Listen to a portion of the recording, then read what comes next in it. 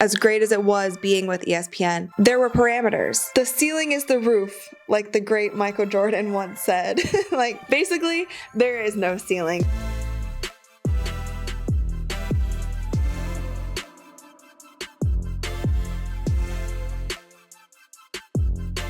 What's up, you guys? Welcome back to my channel. I feel like it has been so long since I've said those words to you.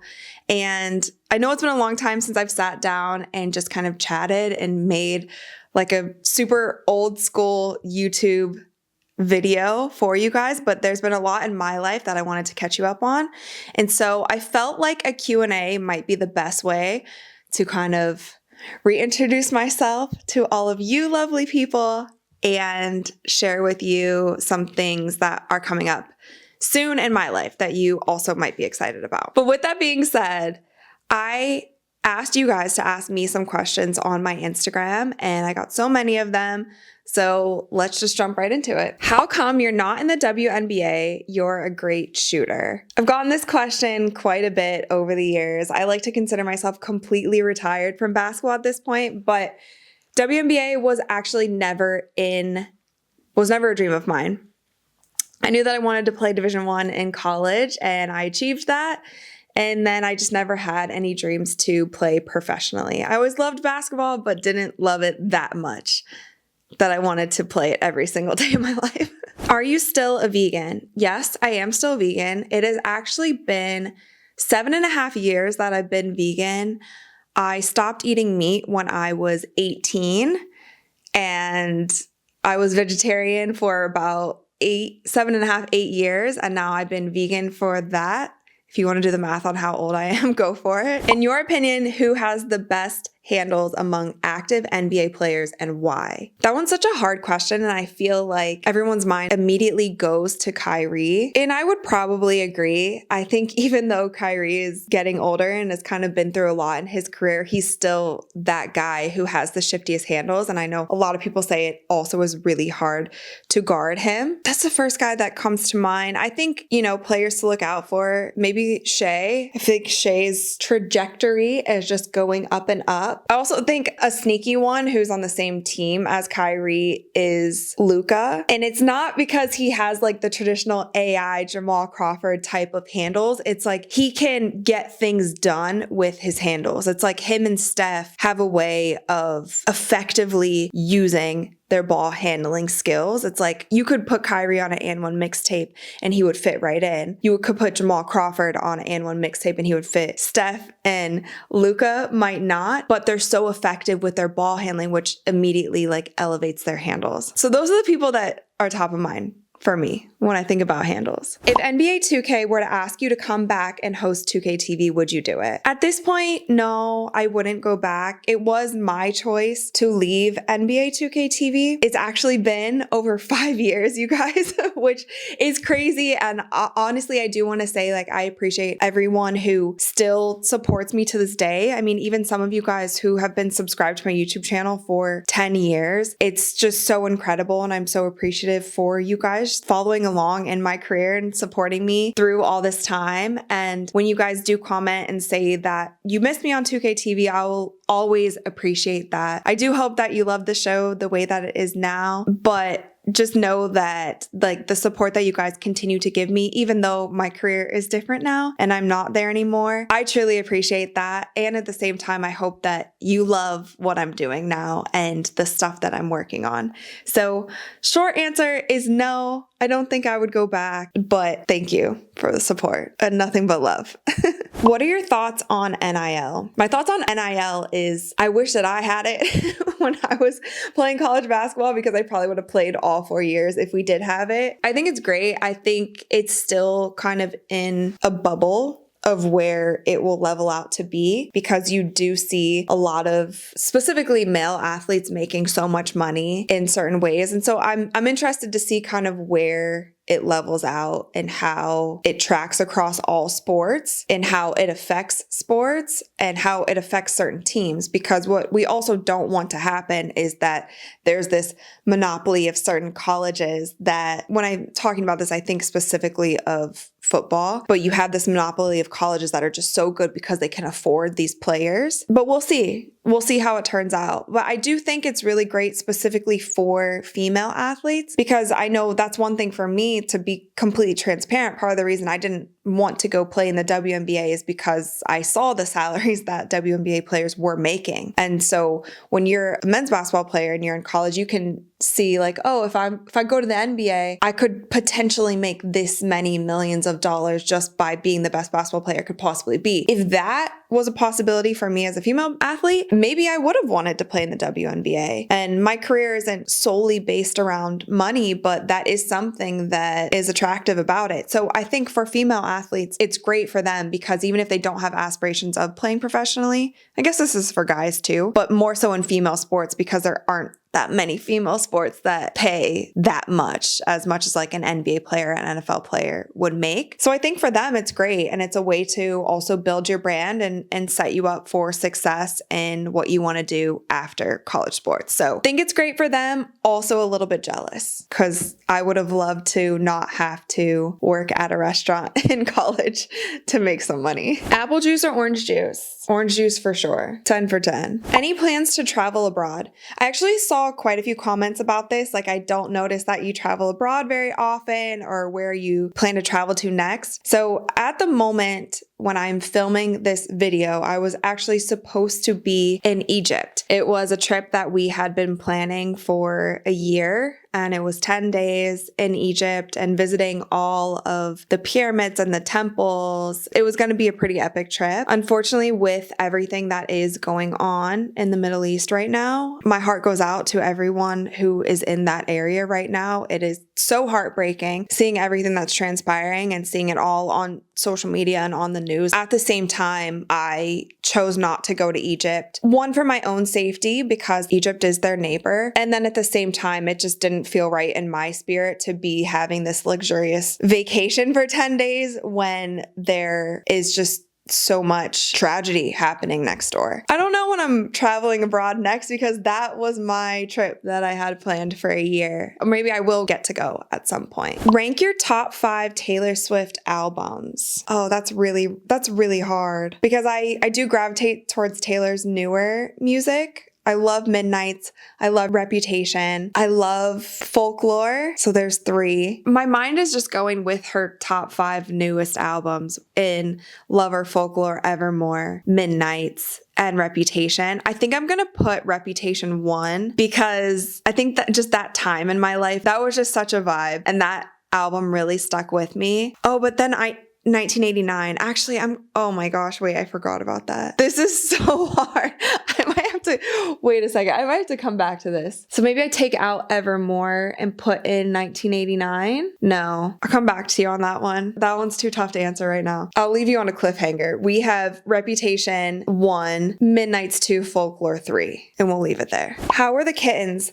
The kittens are doing amazing. Unfortunately, they are at Dre's house right now, so I can't grab them and put them in this video, but I'm sure that you guys will see them very, very soon. Are you going to play in another all-star celebrity game? Short answer, no. I would like to consider myself retired from all-star celebrity games, specifically the NBA all-star celebrity game. I think I told you guys that before, though. I was done after LA. I had a fantastic game. Loved the experience, but I don't want to do it anymore. And the game that I used to play in every year for 7 years at the Final Four was recently canceled. I would like to say I'm done. I'm done with celebrity games. I don't really play basketball as much as I used to. So yeah, I think that's it. But all my highlights are on Bleacher Report or House of Highlights YouTube channel if you want to check them out. How's the gymnastics going? Gymnastics is going well. I injured my knee back in July, and so I took a little over 2 months off of gymnastics, and that was a really, really, really depressing time in my life. But I am back to tumbling now. I feel like I'm still rusty and still getting back some of the skills that I lost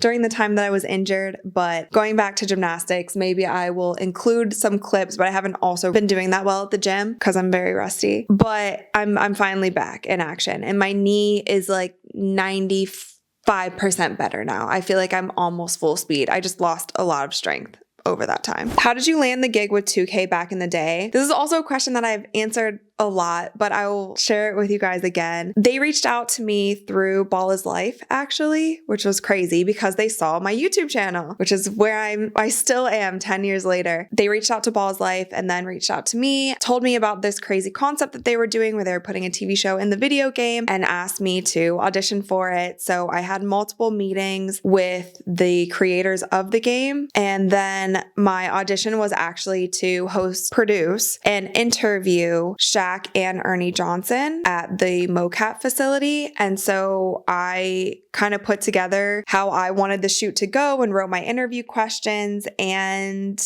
yeah, and then I got the job after that. So that was pretty much it. Best advice for when you haven't achieved your goals yet. My best advice would be to keep going, because if you haven't achieved your goals yet, there's still time. I'm one of those people who believes at any time in your life, you can reinvent yourself. Like, I have this dream of, in 10 years, me just moving and taking care of the cats in Africa. Like, I think there's, at any time in your life, you can reinvent yourself, or you could go after what your goal is at the time. And I think I've also learned to be open to goals changing throughout your life. And that was something that I think I learned early, because when I went and played college basketball and realized pretty quickly that it wasn't for me, I pivoted. And that was really scary to do at the time when I was 19 years old. And my whole identity leading up to that was basketball. So if you haven't achieved your goals yet, I think there's still time to accomplish pretty much anything in life. So keep going. Any advice on moving in together with your partner for the first time? I'm kind of nervous. Well, congratulations, because I feel like if you're moving in with your partner, then you guys must have some sort of a serious relationship. So first of all, congratulations on that. I think the advice is to learn how to accept your partner. I'm someone who is an only child, so I will be the first to admit that I have a hard time sharing with literally anyone. I'm used to having everything be like mine and my things and my space and my free time and my schedule. And Dre and I, as much as we don't like have one home that is ours, that we 24/7, 365 live together, I would say that we do live together in some ways. We just have two houses. We have my house and then we have his house that happen to be in two different cities, but we spend, months and months together with one another. I think you just accept people for who they are and their schedule and their nuances to life. And, you try to get on the same page with things that might bother one another. And the first thing that comes to my mind is like cleanliness. I think that's one thing that couples struggle with, because a lot of times there's one person who might be more neat and tidy than the other. Luckily, in my relationship, we're both neat people who keep things clean. I think it's just trying your best to accept your partner for how they might be different than you, because you will notice more of the things that they do differently when you are continually on top of one another, meaning like in the same home. And so I think at the same time, also, if you're moving in together, like make sure to continue to value your partner and don't lose the mystery and the excitement of the time when you did have to make plans to go on a date together because you weren't living together. So I think also just like make time for those date nights when you get out of the house, when you make it feel when the relationship was starting off or was brand new. I hope that was good advice. I'm not really like a relationship guru. But being an only child, I also sometimes have a hard time sharing space. So I got multiple questions about Texas. What's your favorite thing about Texas? What do you love and hate about living in Texas? What I think I love the most is my house because I was living in LA for 9 years and I've been working so hard over my life to, make a living for myself and have a successful career. To be fair, your money just doesn't go very far in big cities like LA or New York. So I was spending nearly $4,000 a month on a 1-bedroom apartment living in LA. And it was lovely. It was a very nice and new apartment and a lot of amenities. But a part of me was like, wow, I work really damn hard. Why am I still living in a box? That's how I felt. When I turned 30, I just was kind of questioning those things. And the pandemic had also happened. So it made it a lot easier for me to do my career in other places. And so that's why I moved to Texas. You just want the honest answer, was because I knew I could get more for my money. And I felt like I was giving away, one, too much of my money to the state and to the government in taxes. And I just felt like it wasn't fair that I was still living the way that I was. I grew up in Ohio in a suburban kind of area. I think that's what I like. I like to have space. I like having the comfort of a home. And so I think that's what I love most about it. There's not many things, you know what, actually what I hate or what I dislike is the vegan food options. They're still not as great as places like LA or New York. But I also love that Texas is really central. So I do still go to big cities often, and it's only a 2.5, 3 hour flight. Yeah, I don't know. I like it. It's really hot in the summer, but I've also gotten used to it. Those are a lot of things that people say that they have issues with Texas, but I do feel a lot safer here as well. Unfortunately, LA for me was getting very dangerous by 2020, and I think the pandemic really hurt that city, but I wasn't feeling safe. I outgrew it. I outgrew LA. And I'm glad to be here now. And I'm also glad to be able to work here now too. I can just travel when I need to. Any new Courtside Club content? So that's actually part of the reason why I wanted to make this video for you guys, because I'm so excited to announce that Courtside Club Season 2 will be coming back on October 30th. I'm really, really excited because Courtside Club will also now be exclusively on this YouTube channel. Last year, I partnered with Omaha and ESPN for Courtside Club Season 1. And as much as it was a great run and we had a fantastic 45 episodes and had so many amazing guests, Courtside Club Season 2 is going to be a little bit different. And I'm honestly more excited about it than I even was for Season 1. It's going to be a lot more of my voice and my opinions, and you guys getting to learn more about me. And we're going to get to talk about all the things that we want to talk about with really no restrictions. And I think that's what I'm most excited about, because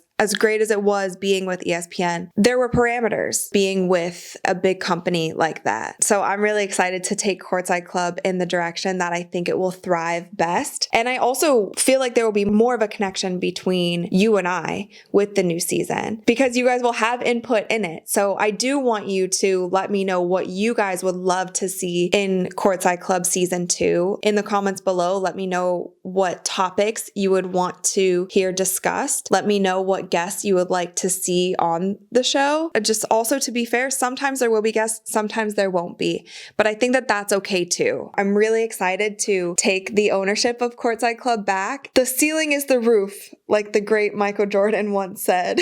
Like, basically, there is no ceiling. We're going to take Courtside Club to the moon, and it's going to be right here. So you guys will be able to find every episode, clip, short, all of the things. So I'm really, really, really excited to share that with you guys. October 30th, Monday, right here on this YouTube channel. Make sure that you subscribe now if you haven't already. And there's a lot more new and exciting things coming to you. And new merch also. Courtside Club merch, you guys have also been asking about. The Courtside Club Drop 1 merch is still up on courtsideclub.shop, so you guys can still access the first collection there. It's all pretty like simple, basic pieces, but they're all like super high quality. And also the Courtside Club members only hat that actually used to be exclusive only for people who worked on the show or were a guest of Courtside Club. Those hats are there, which means that you guys can also be a member of Courtside Club. Those are all up on courtsideclub.shop. We are working on the second drop of merch. To be transparent, I'm having the most difficult time getting my shops up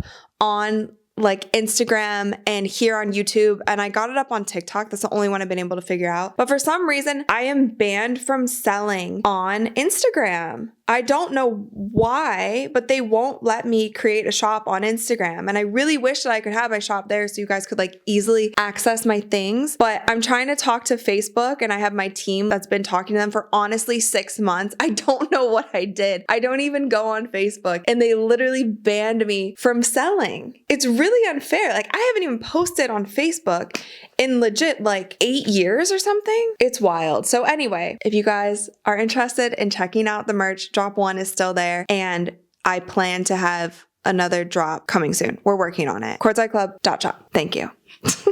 Any plans to come to London? Can try to get you into football finally. This is funny because, first of all, no, I don't have any plans to come to London right now. But the funny thing is, I started watching the David Beckham show last night, which is also partially why my eyes might look red right now, is because I was so into it. I didn't go to bed until after 2 a.m. That show is so fucking hilarious. And I'm learning so much about soccer, aka football. I know I told you guys in a recent video that I just can't get into football, soccer, and I still can't. To be fair, I still can't, but that show is really good, and Victoria Beckham makes it so much better. I don't know if you guys saw the part where she literally told David Beckham the night before the England-Argentina game that she was pregnant with their first child. And she was like, yeah, I guess I didn't realize how big of a game that actually was for him. My jaw dropped to the ground. I was howling laughing. I was floored as why she thought that that was a good idea. To be fair, he didn't lose the game for them, but he did get a red card and get ejected, or whatever you call it in soccer. He got kicked out of the game, and they did end up losing, which then turned into years and years of people hating this man, which I never knew, honestly. I never knew about him. I only knew when I was younger that he was Posh Spice's husband, because I was a huge Spice Girls fan. I love them, by the way. They're the most adorable couple, but I thought that information right there was wild. I could not even imagine me telling Dre before NBA Finals Game 7, oh, I'm pregnant. Could you imagine? I am getting into football, I guess, just through the Beckham series on Netflix. I'm still laughing about it. That's so wild to me. Okay, starting 5, but each player is from a different era. That's a very interesting question, and also a difficult question. Okay, so Michael Jordan's era, because he has to be in there. Michael Jordan's era is the 90s. Yeah. Let's put LeBron in there, and he's the 2010s, or we'll put him in the 2010s. I feel like that was maybe his most impactful time. So Kobe and Shaq, I feel like then were early 2000s. Yeah. Oh, but I can only pick one. I'll pick Shaq. I could pick a new school player. Damn it. That's hard. Let's throw Luka in there for today's era, because I feel like Steph Curry's still kind of in LeBron's when he was super, super impactful. He still is, but you know what I mean? We can just go any old school guy, right? So we did 90s, 2000s, 2010s, 2020 plus. So we got those 4. So we have MJ, LeBron, Luka, Shaq, and now old school guy. Larry Bird. Maybe we do that. He's a bigger guard, but then we also have a shooter? That's fine. I'll take it. That was a hard question, though. I would need the list of guys from the eras listed out so I could see them. But I did that top of mind pretty quickly. Are you involved with any charity? Okay, so I guess it's not a specific charity, but I do donate quite a bit of food and supplies to animal shelters. There are actually a lot of places in Texas where they will have a sign in front of their shelter with what they need for their shelter. So recently I was just driving past and I saw this shelter that needed a lot of cat things specifically. And so you can go on Amazon and just kind of send them what they need, and you just address it to their place. And so I do a lot of that. I did used to volunteer every single week at the animal shelter with the cats, and I do absolutely need to get back into that. So you guys hold me accountable there. If I don't start getting back to the shelter and volunteering soon, I need to do that, because that was something that made me the happiest that I am. It's those few hours at the shelter, as heartbreaking as it is seeing so many animals living in cages, to know that I'm helping them really just makes me feel good, and just knowing that I'm able to help. But I also recently found a colony of stray cats that I'm caring for and I'm feeding every evening. I'm trying to talk to the neighbors around there because I would like to TNR them, which is trap, neuter, release. And there are some kittens there as well that look like they're about a few months old. And so I'm hoping that I can rescue the kittens and I can at least TNR the adult cats, who seem to be borderline feral. They are pretty scared of me when I go to feed them. But right now I've found at least 9 cats in this area. And so I feel like they definitely need some helping, and I'm hoping to successfully help them out. All right, you guys, so that's all I have for today, but make sure that you subscribe and stay tuned, because next week, October 30th, Monday, is the first episode of season 2 of Courtside Club, and I'm so excited to bring the show back. And I feel like it's going to be the first time in years that I've ever been consistent on my YouTube channel, and I'm so excited to bring you guys back into my world, share with you guys what's going on, and also I want you guys to let me know in the comments right now what you guys want to see on Courtside Club season 2, what topics that you want to see us discuss. If there's any requests that you guys have, I want this to be a collaborative